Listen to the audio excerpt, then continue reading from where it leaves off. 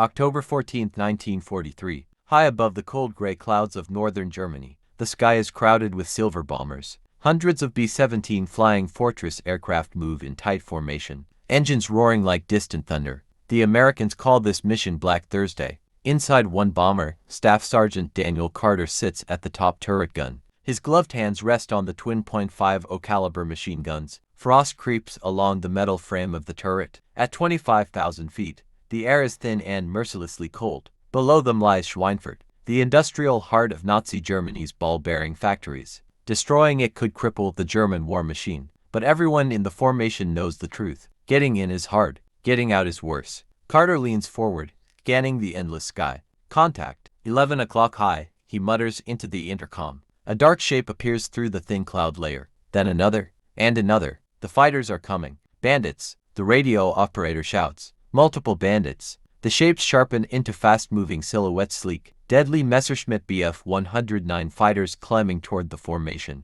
German interceptors. They come screaming upward through the sunlight. Inside the bomber, the crew braces. Pilot Lieutenant Jack Reynolds grips the yoke. Hold formation, he orders calmly. Nobody breaks. Breaking formation means death. Alone, a bomber becomes easy prey. Carter rotates the turret slowly. The German fighters grow larger by the second. Gunners ready, Reynolds says. The first fighter dives through the bomber stream like a hawk attacking a flock. Machine guns erupt. The sky explodes with tracer fire. Carter squeezes the trigger. Twin .50 calibers hammer violently, sending streams of fire across the sky. A German fighter flashes past the wing. Another streaks toward them head-on. The formation shudders under the attack. Below them, black bursts of anti-aircraft fire begin to bloom. Heavy Flak 88 anti-aircraft gun shells explode around the bombers, filling the sky with dark smoke. Carter feels the aircraft jerk violently. A nearby B-17 takes a direct hit. Its wing tears apart in a storm of metal.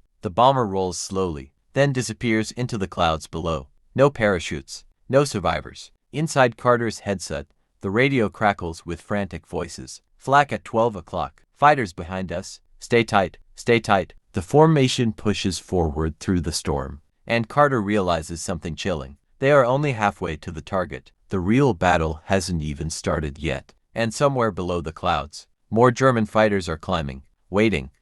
The sky over Nazi Germany is no longer quiet. It has become a battlefield. Staff Sergeant Daniel Carter rotates slowly inside the cramped glass dome of the B-17, flying fortress top turret, scanning every angle of the sky. His breath fogs the freezing metal around him. The temperature outside is nearly -40 degrees, yet sweat runs down his back, because now the fighters are everywhere. A pair of Messerschmitt Bf 109s slice through the bomber formation from above, diving like predators. High 12. Carter shouts into the intercom. Below him, the aircraft vibrates as waist gunners open fire. Twin streams of tracer rounds rip across the sky. The first German fighter flashes past the bomber's nose at terrifying speed. The second one stays longer. Too long. Carter tracks him carefully through the turret sight. The German pilot pulls up into a steep climb, lining up another attack run. Come on. Come on. Carter whispers. He squeezes the trigger. The turret erupts with thunder. Twin .50 caliber machine guns hammer the freezing air, their recoil shaking the turret violently. Brass casings rattle around his boots. The fighter grows larger in the sight. Closer, closer. Then suddenly smoke bursts from the enemy aircraft. The Bf 109 rolls violently, trailing dark smoke as it spirals downward toward the cloud layer. Carter exhales sharply, but there is no time to celebrate. The sky ahead is turning black. At first it looks like storm clouds, but Carter knows better. Flak field ahead, the navigator warns. Below them lies the industrial city of Schweinfurt, defended by hundreds of heavy anti-aircraft batteries. Within seconds the sky explodes. Black bursts of flak surround the bomber formation. Each shell from the deadly Flak 88 anti-aircraft gun detonates with violent force, sending razor-sharp shrapnel ripping through the sky. The bomber jolts violently. CLANG. Metal screams somewhere inside the aircraft. Hit, someone shouts. The aircraft shudders again as another explosion bursts dangerously close. Through the turret glass, Carter watches another B-17 take a direct flak hit. The explosion tears open the bomber's fuselage. For a brief moment, he sees men still inside. Then the aircraft breaks apart. Falling pieces disappear into the gray clouds below. Inside Carter's headset, the pilot's voice stays calm but tight. Bomb run in 60 seconds. This is the most dangerous part. The bomber must fly straight and level so the bombardier can aim. No evasive maneuvers. No escape. Just a straight path through the flak. Carter tightens his grip on the guns. The sky around them grows thicker with explosions. And suddenly another voice shouts through the intercom. More fighters climbing through the clouds. Carter leans forward, peering into the white mist below. Dark shapes begin rising through the clouds. Not one, not two, but an entire swarm. And they are heading straight for Carter's bomber. The bomber formation pushes deeper into the heart of Nazi Germany. Below the clouds lies Schweinfurt, hidden beneath smoke and steel factories. It is one of the most heavily defended industrial cities in Europe, and the Americans are flying straight into its jaws. Inside the top turret of the B-17 flying fortress, Staff Sergeant Daniel Carter squints through the frost-covered glass. The sky is boiling with flak. Each black explosion from the deadly Flak 88 anti-aircraft gun sends shrapnel slicing through the bomber stream like invisible knives. The aircraft jolts violently again. A sharp metallic crack echoes through the fuselage. Hydraulics hit. Someone shouts from below. Carter feels the turret shudder beneath him. The bomber continues forward, but now it vibrates unevenly. The pilot's voice comes over the intercom. Bomb run starting. Hold steady. The aircraft levels out. This is the most terrifying moment for every bomber crew. For nearly 30 seconds, the bomber must fly perfectly straight so the bombardier can aim. No turning, no diving, no escape, just a slow, helpless path through exploding flak. Carter grips the turret handles tighter. Below the bombardier opens the bomb bay doors. Cold air screams through the aircraft. Through the turret glass, Carter sees the massive ball bearing factories of Schweinfurt appear. Through the smoke, dark shapes suddenly rise toward the formation again. German fighters, but these are different, larger, heavier, twin engines, new fighters coming in. Carter shouts. The approaching aircraft are Messerschmitt Bf 110 heavy fighters, armed with devastating forward cannons designed specifically to destroy bombers. They fly straight toward the formation. Head-on, frontal attack. The radio operator yells. It is the bomber crew's worst nightmare. A head-on attack gives the gunners only seconds to react. The first German fighter charges directly toward Carter's bomber. Cannons flashing.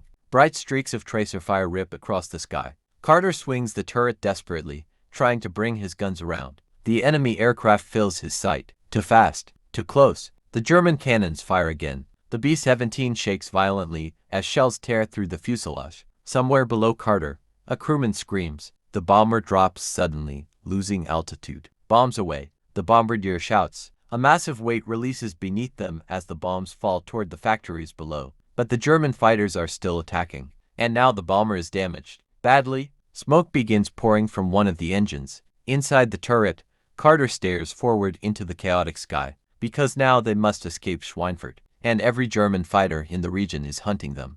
The bombs are gone. But the most dangerous part of the mission is just beginning. Staff Sergeant Daniel Carter grips the frozen handles of the top turret as the damaged B-17 flying fortress shudders violently in the sky above. Schweinfurt. Bombs away confirmed, the bombardier reports. Normally, this is the moment when a bomber formation turns west and heads for home. But today, nothing is normal. Carter looks to the right. The formation that once filled the sky with silver aircraft is now scattered and broken. Some bombers trail thick smoke. Others fall away toward the clouds below. One aircraft nearby suddenly bursts into flames. Its wing collapses. The bomber spins downward, leaving a dark spiral in the sky. Carter forces himself to look away. There are still fighters, and they are closing fast. Bandits 6 o'clock. The tail gunner shouts. Carter twists the turret around, out of the haze behind them. -1 Focke-Wulf FW-190 fighters roar toward the crippled bomber formation. Fast, low,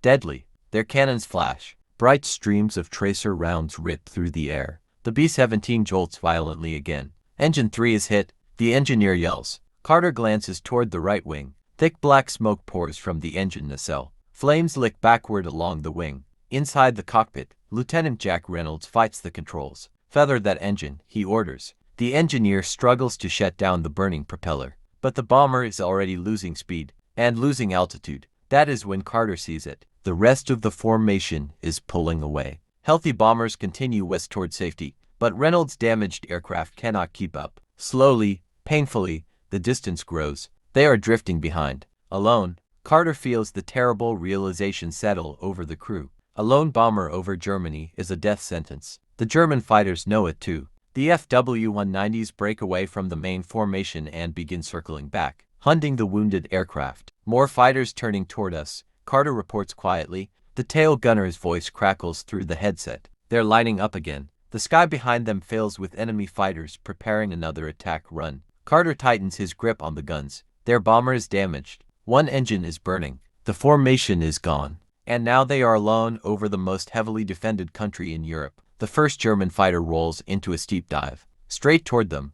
The wounded B-17 Flying Fortress drifts alone through the freezing sky above Germany. Inside the top turret, Staff Sergeant Daniel Carter watches the fighters coming. 3 of them, dark silhouettes growing rapidly larger. The Focke-Wulf FW-190s dive from the sun, their engines screaming through the thin air. Here they come, Carter mutters into the intercom. The tail gunner responds instantly. I see them, closing fast. Inside the cockpit, Lieutenant Jack Reynolds wrestles with the damaged aircraft. One engine burns black smoke, another sputters unevenly. The bomber is slowing, and every man aboard knows what that means. The first German fighter opens fire. Cannons flash bright against the cold sky. Tracer rounds streak past the bomber's wing. Carter swings the turret around, lining up the diving fighter in his sight. The aircraft grows larger. Too fast. He squeezes the trigger. The twin .50 caliber machine guns roar. Brass shells spill across the turret floor as Carter tracks the attacking fighter through the sight. The German pilot veers away at the last second, but the second fighter continues straight in. Cannons blaze again. The B-17 shudders violently as shells slam into the fuselage. Inside the aircraft, something explodes. The intercom erupts with shouting. Radio room hit. Fire in the fuselage. Smoke begins filling the aircraft behind Carter. For a moment the bomber dips dangerously. The pilot fights to stabilize it. Hold together. Hold together. Reynolds mutters through clenched teeth. Carter keeps firing as the third FW-190 flashes past the bomber's wing. He watches the fighter streak by, then suddenly jerk violently. One of the waist gunners got him. The German aircraft rolls out of control, smoke pouring from its engine. It spirals downward into the clouds. But the victory brings no relief, because now Carter sees something worse. More fighters are climbing toward them. Several Messerschmitt Bf 109 interceptors rising from below the cloud layer. Fresh, fast, and they are all looking at the same target, the lone American bomber. Inside the aircraft, the smoke grows thicker. The radio operator coughs violently. Fire spreading. We can't reach it. Carter stares at the approaching fighters through the turret glass. They are badly damaged, outnumbered, far behind the formation, and still deep over enemy territory. One of the crew finally says the thought everyone is trying to ignore. Lieutenant, we're not going to make it home. For several seconds, no one answers. Then Reynolds' voice comes calmly over the intercom. Not yet, we're not. Carter watches the fighters approaching from every direction, and for the first time since takeoff, he wonders if the bomber will even survive the next 5 minutes.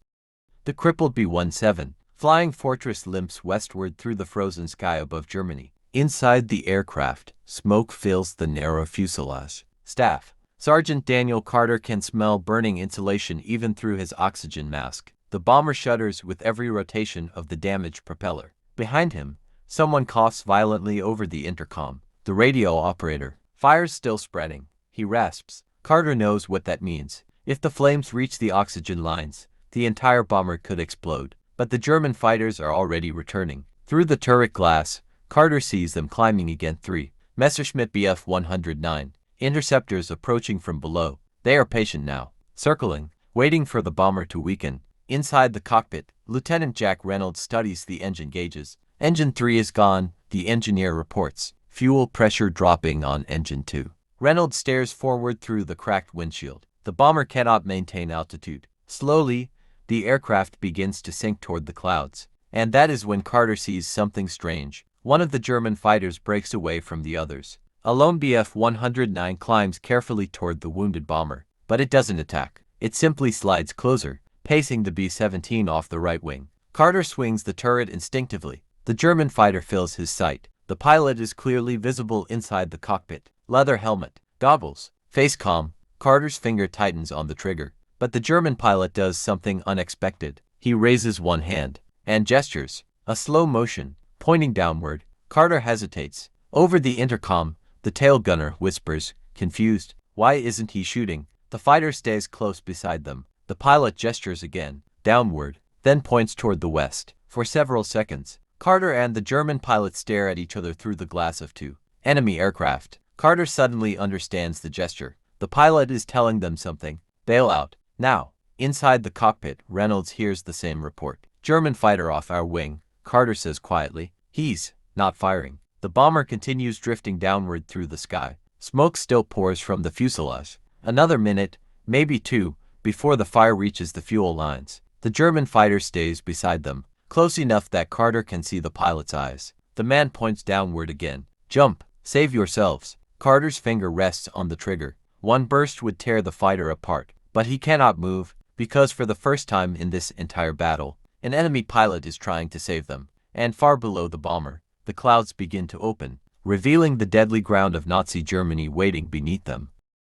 The damaged B-17 flying fortress groans as it drifts lower through the freezing air over Germany. Inside the top turret, Staff Sergeant Daniel Carter stares across the narrow gap between the two aircraft. Just yards away, the lone Messerschmitt Bf 109 keeps perfect formation beside the crippled bomber. The German pilot watches them closely. He does not fire. He does not attack. Instead, he raises his hand again and points downward. Jump! Carter's finger still rests on the trigger. One squeeze would destroy the fighter, but something stops him. The pilot's face is calm, not hostile, not triumphant, just determined. Inside the B-17, the situation grows worse. The radio operator coughs violently as smoke thickens in the fuselage. Fire's getting close to the bomb bay, he gasps. That is the worst place it could reach. Fuel tanks run through the wings. If the flames reach them, the entire aircraft will explode. In the cockpit, Lieutenant Jack Reynolds stares at the instruments. Altitude dropping, speed falling. The bomber will not make it back to England. Not even close. Crew, prepare to bail out, Reynolds says quietly. The words echo through every headset on the aircraft. For a moment, no one speaks. Leaving the bomber means dropping straight into enemy territory, but staying inside means burning alive. Carter slowly unlocks the turret hatch. Cold air screams through the opening. He climbs down into the fuselage. The interior of the aircraft looks like a war zone. Shrapnel holes tear through the metal skin. Loose wires hang from the ceiling. Smoke curls through the narrow walkway. The waist gunner, Private Ellis, stares at Carter. You see that fighter too? He asks. Carter nods. Yeah. Ellis glances through the shattered window. The Bf 109 is still there, still escorting them, almost protecting them. Reynolds' voice returns over the intercom. Wait. The crew freezes. The German fighter suddenly moves closer, so close that its wing nearly touches the bomber. The pilot leans out slightly inside his cockpit. Then he makes another gesture. Firm. Clear. He points west, toward open sky, toward safety. The message is unmistakable. Follow me. The crew of the American bomber exchange stunned glances, because somehow, impossibly, a German fighter pilot is trying to guide them out of Nazi Germany. And the burning bomber only has minutes left in the air. The burning B-17 flying fortress struggles to remain in the sky. Its engines roar unevenly as the damaged bomber limps westward over Germany. Smoke still pours from the fuselage, trailing behind the aircraft like a dark banner. Inside the cockpit, Lieutenant Jack Reynolds watches the strange escort beside them. The lone Messerschmitt Bf 109 stays close to the bomber's wing, close enough to guide them. Reynolds shakes his head slowly. Why would he do that? The co-pilot whispers. No one answers, because none of them understand. Staff Sergeant Daniel Carter moves back toward the turret, glancing through the shattered side window. The German fighter pilot glances back at him briefly. Then he signals again. West. Follow. The message is clear. Stay with me. The bomber continues losing altitude. Below the clouds, patches of farmland and rivers stretch across the landscape of enemy territory. Every mile they travel brings them closer to the western frontier of the Reich. But the aircraft is failing. The engineer checks the gauges again. Engine 2's overheating, he says quietly. Fuel pressure dropping. Reynolds knows what that means. The aircraft is dying. Ahead, the German fighter tilts his wings slightly, adjusting course. He leads them through a wide corridor of sky. Carter notices something unusual. There are no more interceptors. No flak bursts. No ground fire. The fighter pilot is carefully guiding them away from the main air defenses. For several long minutes, the two aircraft fly together in eerie silence. Enemy and enemy, separated by a few yards of cold air, bound by something neither side can fully explain. Then the clouds ahead begin to thin, and beyond them, Carter sees a faint silver ribbon across the landscape, a wide river cutting through the land. The border, the Rhine River. Beyond it lies open sky leading toward Belgium and eventually the Allied bases in England. Inside the bomber, relief spreads through the crew. They might actually survive. The Bf-109 slows slightly as they approach the river. The German pilot turns his head toward the bomber one last time. For a brief moment, Carter sees his face clearly, calm, focused, a soldier doing something that could cost him everything. The fighter dips its wings once, a quiet salute. Then the pilot turns his aircraft sharply. The Messerschmitt peels away, banking back toward Nazi Germany, leaving the wounded bomber alone again. Inside the B-17, Carter watches the fighter disappear into the distance, and he realizes something incredible. An enemy pilot just saved their lives, but the bomber is still barely holding together, and they still have hundreds of miles to fly.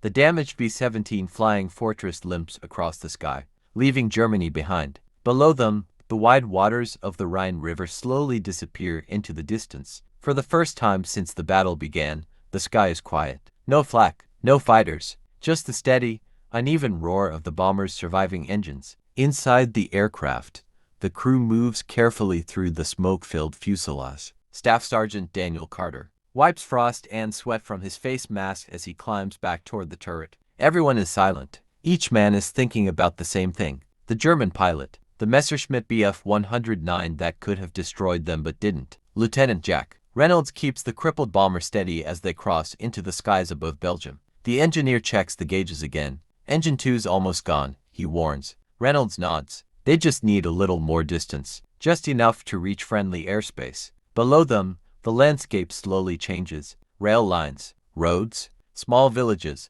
and finally, the distant shapes of Allied territory. After hours that feel like days, the gray waters of the English Channel finally appear ahead. Carter exhales slowly. They made it, barely, but the battered bomber still has one final challenge. Landing. The B-17 is torn apart by flak. One engine is dead, another is barely working. Parts of the fuselage are burned and shattered. Reynolds carefully lowers the aircraft toward the runway of an Allied airfield in England.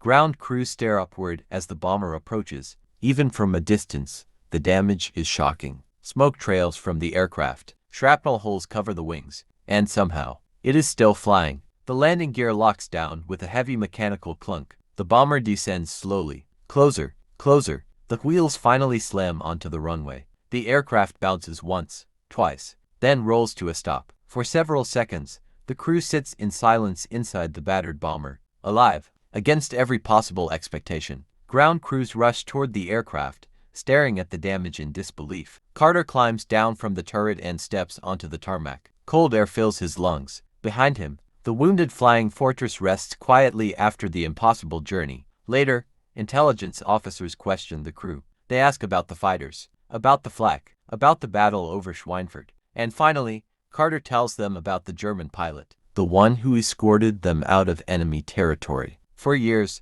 the crew would wonder about that man, the enemy who chose mercy over victory. History would eventually learn his name, Franz Stigler, and the American bomber pilot he saved, Charlie Brown. Two soldiers, two enemies, meeting in the sky during one of the darkest wars in history, and choosing, just for a moment, not to kill. The war eventually ends. In 1945, the guns finally fall silent across Europe. Cities lie in ruins. Millions of soldiers return home, and countless stories from the war disappear into memory. Among them is the strange encounter high above Germany. For decades, the crew of the damaged B-17 Flying Fortress remembers the German fighter pilot who refused to shoot them down, but they never learn his name. The U.S. Army Air Forces had ordered Charlie Brown and his crew to keep the story secret. Commanders feared that if other bomber crews heard about enemy mercy, it might weaken their fighting spirit. So the story quietly fades into the background of history. But Charlie Brown never forgets. For years after the war, he wonders about the German pilot. Who was he? Why did he risk everything? Because what he did could have been considered treason inside the Luftwaffe. In the late 1980s, more than 40 years after that battle, Charlie Brown begins searching for the man who saved his crew. He writes letters, contacts veterans groups, speaks at reunions,